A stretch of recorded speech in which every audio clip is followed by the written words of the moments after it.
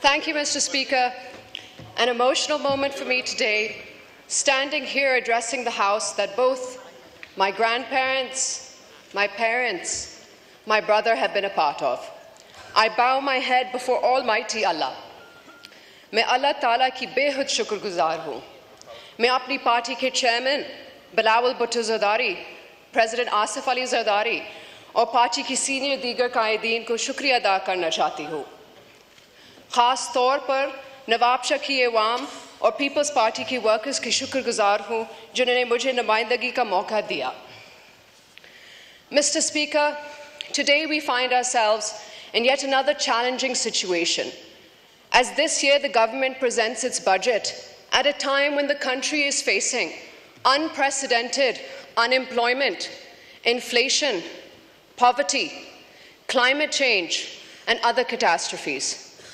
We all, as citizens of this fine country, had hopes and aspirations for this budget. We envisioned a budget, Mr. Speaker, that had at its core the needs of the people of Pakistan. A budget prioritizing the welfare of our farmers, our laborers, our working class. A budget that did not seek to benefit large corporations at the expense of the most vulnerable in our society.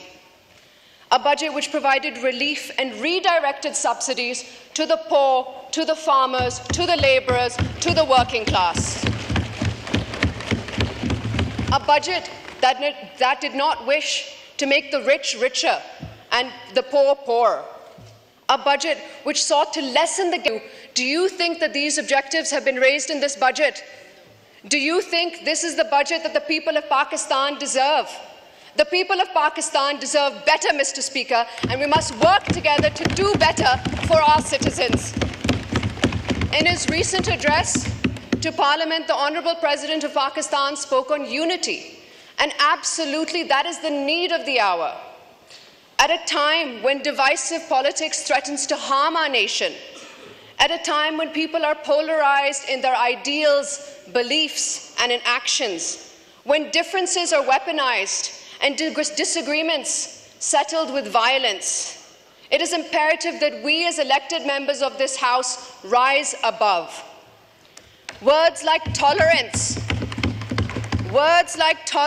acceptance must not be limited to speeches alone. We must practice what we attempt to preach, Mr. Speaker, and together we must reject these divisive politics.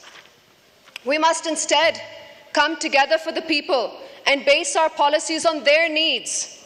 Together we have to find a way to give relief to the people who are suffering 15 hours a day without electricity in this sweltering heat. गर्मी की शिद्दत में 15 से 20 घंटे के load shedding अजाब है, Mr. Speaker. We must find ways to help the farmer who nurtures his crop only to lose it in the floods, who can't find a buyer even when he does have a harvest. हमें किसान को मजबूत करना होगा, Mr. Speaker.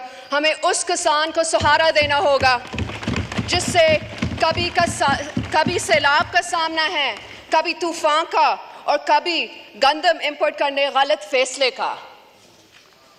We must find ways to help the blue-collar workers who have no job security.